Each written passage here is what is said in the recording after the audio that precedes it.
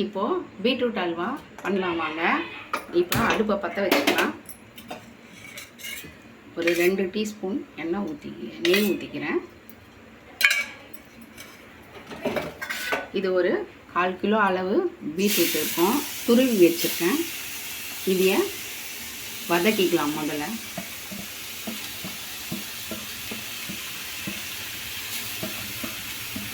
தோல் எடுத்துட்டு துருகி வச்சுருக்கேன்.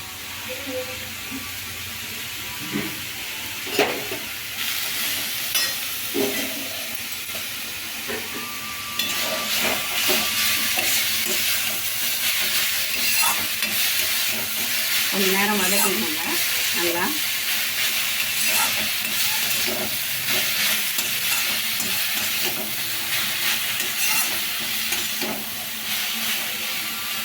ஒரு சின்ன தீயில வச்சு கொஞ்ச நேரம் வதக்கிக்கோங்க.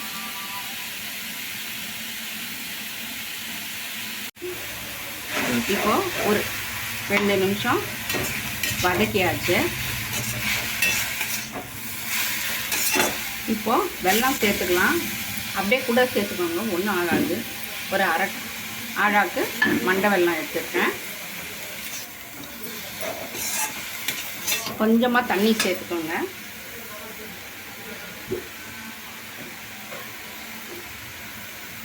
ஏன்னா வெல்லமே தண்ணி விடும் சூப்பில்.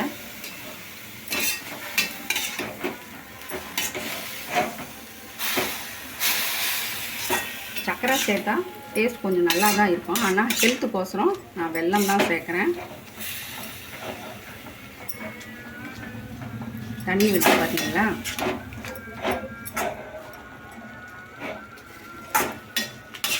இப்போ கொஞ்சம் தீயை சின்னது பண்ணி வேக விடுங்க.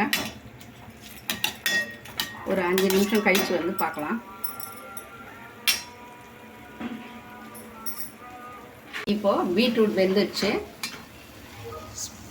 1/4 டீஸ்பூன் ஏலக்காய் தூள், திருப்பியும் கொஞ்சம் மேலே கொஞ்சம் 1 ஸ்பூன் நெய் இல்லை 2 ஸ்பூன் நெய் தேவையான அளவு ஊற்றி பவுலில் ட்ரான்ஸ்ஃபர் பண்ணிக்கலாம். கிளறிட்டு அடுப்பு ஆஃப் பண்ணிக்கோங்க.